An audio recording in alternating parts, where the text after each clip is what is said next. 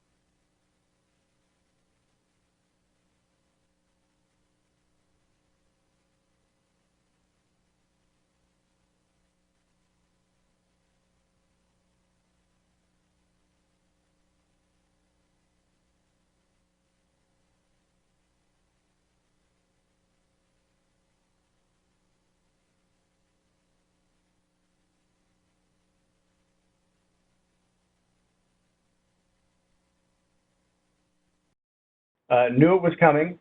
The leadership in Texas knew it was coming, asked for a disaster declaration, which was granted last week. A lot of steps have been taken to prepare ourselves for what we're going to be seeing, prepare our market participants for what we saw. And we understood that there may be an imbalance of load and generation that would cause us to do rotating outages yesterday and today because of the size of the disparity between what we were seeing on the historic demand side, higher than we'd ever seen in winter in Texas by far, versus what we were seeing on the supply side. So we saw this coming, but the thing that really shifted matters was Sunday night when we had to call for these outages. And that was because while we were seeing the tremendous demand side growth caused by the storm and the cold associated with it, we saw a large drop in the amount of supply available. And if we had let that supply-demand balance stay too long out of balance, it could have had catastrophic impacts on the grid itself that could take a very, very long time to repair. This has been a very trying event for those Texans who have had to endure it, and we understand that. My power has been out at my home in Austin since Sunday, and I understand the challenges that it's posing to people all over the state. But the work we're doing is to get us back in a place where we can get all customers back up and operate a safe system that doesn't have a risk of that sort of catastrophic event. And that's why we took the actions we did Sunday, and we're working our way through to be sure we can get everybody back on a safe and secure electric grid. So now I'll ask Dan if he could kind of give us an update on some of the key data that I think you may have discussed yesterday about where things stand with our system and its restoration efforts. So I'll turn it over to Dan. Thanks, Bill. So we have, as the warning occurred this morning, we tend to, the power consumption on the power grid tends to be higher in the morning hours and go down in the middle of the day, come back up in the evening during the winter. And what we saw this morning is we had to increase this amount of load that was out on the system during the early morning hours today. We've been able to bring some power back online, some areas back online as the day has progressed today, and as we've gotten a small amount of additional generation to be available. but we've also, at the same time, we've been adding supply to the grid from certain generators. We've also been losing other generators where they have become unavailable. And so we haven't been able to add as much back during the course of the day that as we'd like to have. And what we have added back, we're hoping to keep online, but if additional generation doesn't become available as the day goes on, we may actually have to take some of it back offline to maintain that power supply balance come this evening, as the load that is being served starts going back up. We have about, the magnitude-wise, we have about 15,000 megawatts of consumers that are out. That's somewhere between 2 and 3 million people that are currently out. So that's the demand side. On the supply side, we have roughly 45,000 megawatts of generation that's offline at the current time. And so that number hasn't progressed as much as we would like for it to, because like I said, we keep losing some as more is added. And it's for a variety of reasons. The generation is out. It's for a variety of reasons and a variety of sources of energy that's being tripped offline. So about 16,000 megawatts of that is wind turbines that are offline because of icing in West Texas, primarily, but also some along the coast. And then we've got about a little under 30,000 megawatts of more thermal generation, like gas, coal, nuclear plants that are out. And so it's really, like I said, a variety of resources that are out. Yeah, and so I guess that's the report right now. Leslie? Okay, thank you. And Dan, from my perspective, you're out of the frame of the camera a bit. Might want to scoot in a little bit in case anyone's recording this. And Bill, now you're out, so yeah, just to scrunch you all together. Okay. So I think at this time, now that they've provided their updates, I'm going to go ahead and kick off this question and answer session. I've identified some outlets that I'll call on first, and once those are done, we will try to get to as many of your questions as possible. I see that several people are submitting questions through the chat, so I will try to keep up with those. So at this time, I am going to see if anyone from Fox News is on the line, and as a reminder, in order to be heard, you must unmute yourself. But I also ask that if you are not asking a question, please stay muted. We had quite a bit of feedback on the last call.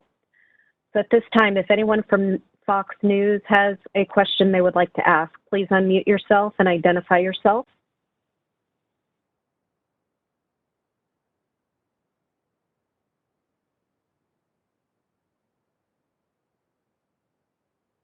Okay, what about the New York Times? I know there were some questions that came in from them. Are you on the call?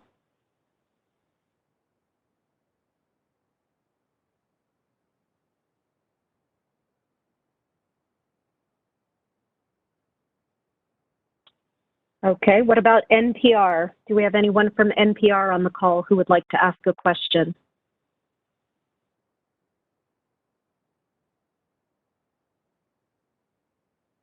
Okay, it seems like folks might be more comfortable with the chat. Let me finish this list. What about the Washington Post?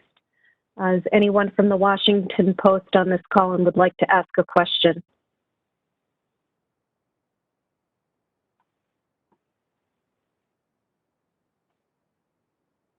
Okay, Houston Chronicle.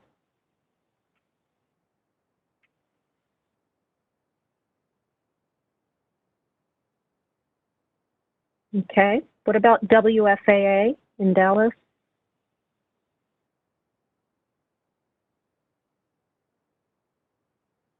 Okay, KPRC, Houston. Okay, well, I will start reading off some of these questions. Can you address how the locations chosen to be disconnected are selected, and are they left up to local providers to decide? Yes, the locations that are disconnected are left up to the local utility providers.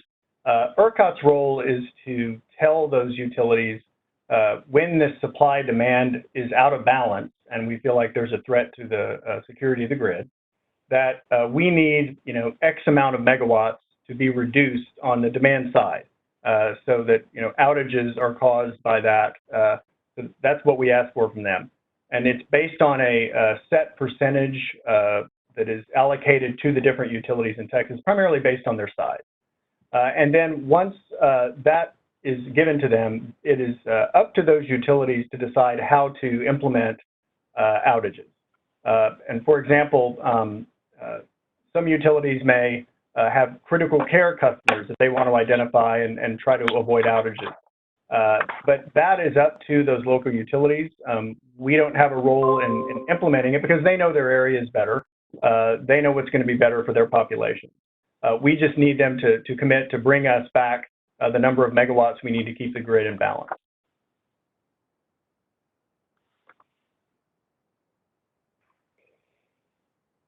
Okay, I'm going to move on to KAVU TV. Why are certain areas and cities experiencing an upwards of 20+ blackouts in the last 24 hours, while other areas have not experienced any blackouts?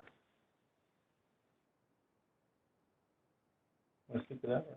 Yeah, so basically, as Bill said, the transmission owners, the folks that own the wires that are used to transmit power out to load, determine how much, where and what neighborhoods and those kind of things are used for these kind of outages. Once we tell them the kind of the quantity that needs to be reduced.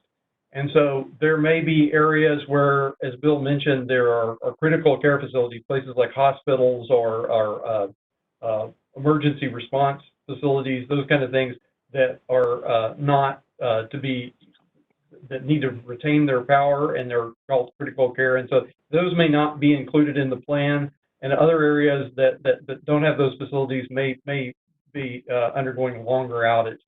And so it's really just up to the transmission companies to decide those things based on the amounts that we tell them. Okay, I think there may be an issue with folks being able to unmute and ask those questions, so I will continue to follow the chat. I've also received a few texts, so if you do have a question, please submit it via the chat, and I will try to get to it. This is Eva Parks with KXAS. How did COVID impact winter weatherization efforts this year? I know you were in the middle of spot checks from November to February. How many were you able to conduct, and how many were you not able to do? So we conduct these winterization spot checks for generators who the generators submit a plan to the PUC for their how they're planning to winterize their facility, and then we go out and do spot checks of whether they're following that plan or not, and help to disseminate the best practices for those kind of winterization of plans for their plant. Typically, we send someone out to walk through the plant with them, along with some of the NERC regional entity representatives. And we typically do that for about 100 of the 600 or so plants every year. I think this year, because of COVID, we did that as a tabletop exercise, but we still went through the same process with the management of those plants. And I believe we did 94 of those this year. So we hit the same number of plants. We try to focus on the ones that have either had problems in the past or are new plants and may not have had that kind of aware of the best practices and those kind of things. But we were able to do that for a typical number of plants this year. Okay, next question. How many different plants and generators have failed in this event? Yeah, so I don't have the breakout of the number of plants in front of me. We know how many megawatts there were, but plants are of different sizes. So we have that information, obviously, but I don't have it on this sheet. From KRTK, what concern is there about Wednesday's storm and it negating a lot of the work being done to improve distribution? Well, I think I'd say at the outset, the temperatures, the extreme nature of what we saw Sunday, Monday, still today, we're not out of it yet, the extremely low temperatures and then the snow that we saw, the freezing precipitation we saw, we're still expecting it to be quite cold in Texas, but I don't think we're showing on the forecast that it's as severe as what we saw earlier in the week. And as temperatures rise, that helps us because it helps with gas supply, it helps with de-icing wind turbine blades. The sun coming out helps. That helps us give us a lot more of our solar power on the system, which we saw quite a bit of yesterday as the sun finally came out after a few days. So the even you know, I wouldn't say minor, but changes where you're still feeling cold can make a difference as far as the factors that we're looking at. But again, we need to see what that weather actually brings. But we're hopeful that we'll be able to see some improvement in a number of areas, even though we're still seeing quite a bit of cold weather. Okay. Looks like Bloomberg posted a chart on Twitter that shows that loads are not getting any better. Will this turn around as the weather improves? Yes, we as Bill just mentioned, as things start to warm back up, and some of the issues that we've been having really across the board, because weather is really severe. This really kind of unprecedented severe weather is what's driving this issue on multiple fronts. But as weather improves and we start getting warmer temperatures, most of those things that are driving, well, in fact, all of those things that are driving the outages of generation, the issues on the natural gas system as a whole, and so forth, all should diminish as the temperatures increase.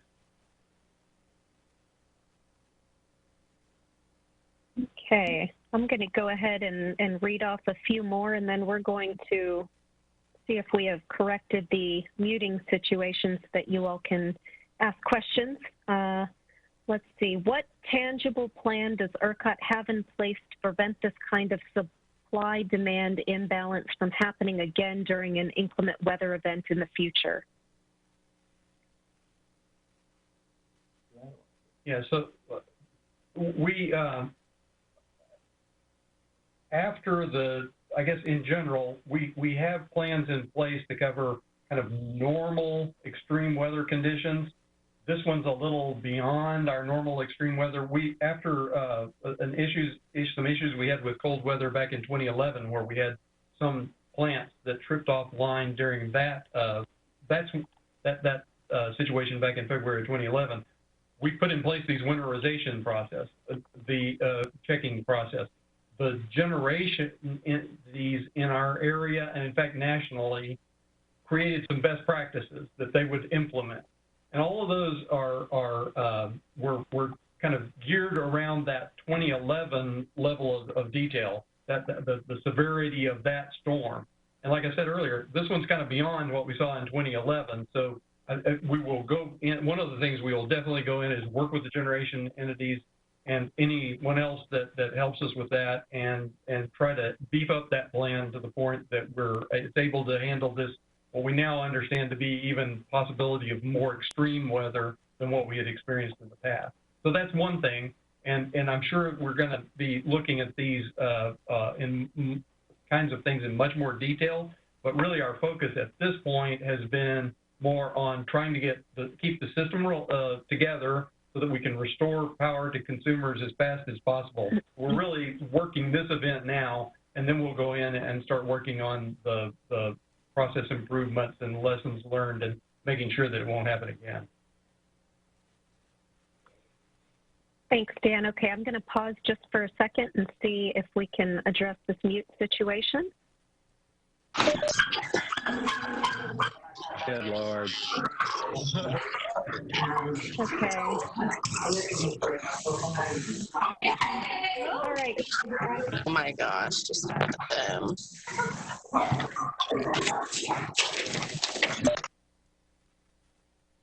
Okay, we're going to stick to the process that has been working thus far, so I'm going to keep going. I've got a lot more questions and text coming through.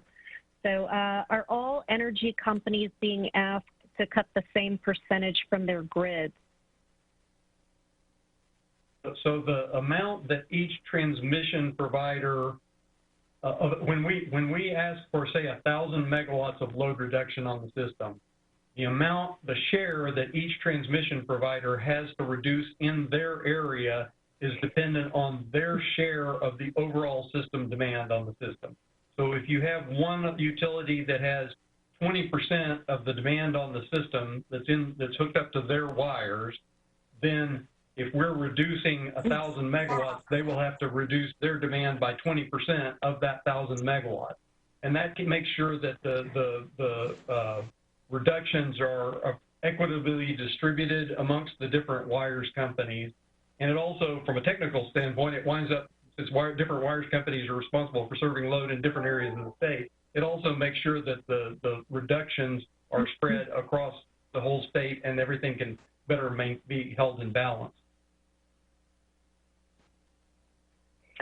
Okay, I am going to keep down this list. I know some of you have commented about the unmuting. We did attempt to unmute everyone, but there's just too much background noise for us to go that route. So unfortunately, we have to keep the line muted, and I will continue to address these questions as best I can.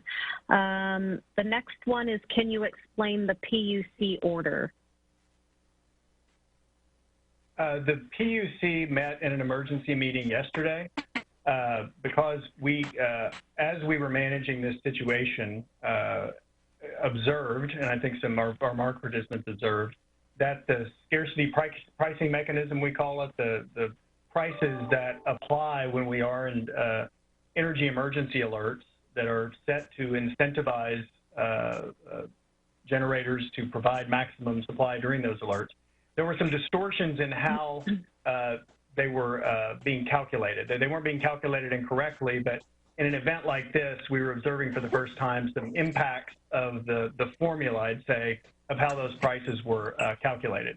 And I think we and others were not really happy with what we were seeing in the scarcity pricing, given the obvious scarcity and need to bring everything on that we had. So the commission met yesterday in an emergency meeting and made a change to that mechanism, enabled us to put a software change in last night to, while we're in this emergency condition, apply this pricing rule that we think is going to be even more effective in our ability to keep generation on at its maximum throughout the event. How much of the total generation on forced outage was just gas?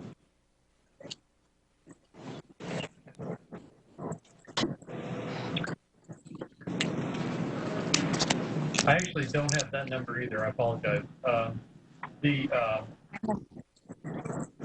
Certainly going into the event prior to this stripping of generation, we knew that there would be some finite amount, very well known amount of generators that were going to have gas restrictions on them, but the units that tripped offline starting Sunday night were a mix of resources, but I don't have that breakout in front of me. Okay. Can you address the criticism that the loss of wind generation is primarily to blame for the outages in the state? Is that true or no?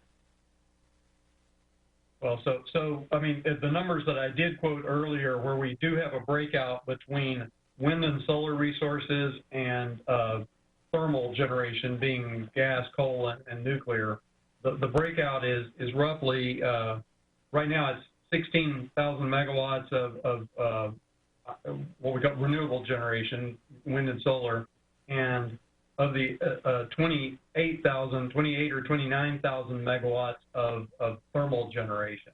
Now, those numbers, I should note, include both generators that went out since Sunday, and also some that were out in advance of that because of these gas curtailments and so forth. But really, I mean, if that may be a way of answering the question, is that that there is, significantly more megawatts in that thermal unit category than in the renewable category as far as what's out during this particular event at the current time. And I just add to what Dan's saying, overall, as Dan emphasized before, we're seeing the loss across the various generation types. And it really, those losses came at pretty much the same time as we saw this storm sweep through and have its impacts on lots of different kinds of generation. So I think it's the weather, the storm that brought the issues to lots of different kinds of resources, and obviously working with all of them to try to bring as many of those of all kinds back to get on the system. Okay, let's see. Next one. When did ERCOT realize that this storm would be worse than the projections, and what last-minute steps were taken to prepare for it?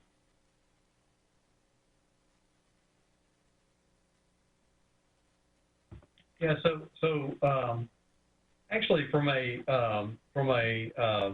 planning perspective, on Monday, the 8th of February, our meteorologists were recognizing that this was going to be a really severe storm. And so we issued what's called an operating condition notice for extreme cold weather. We issued that out to market participants. We asked the generators to make sure that they had reviewed their fuel supplies and had fuel available, that they implemented their winterization procedures. So that started on Monday, the February 8th.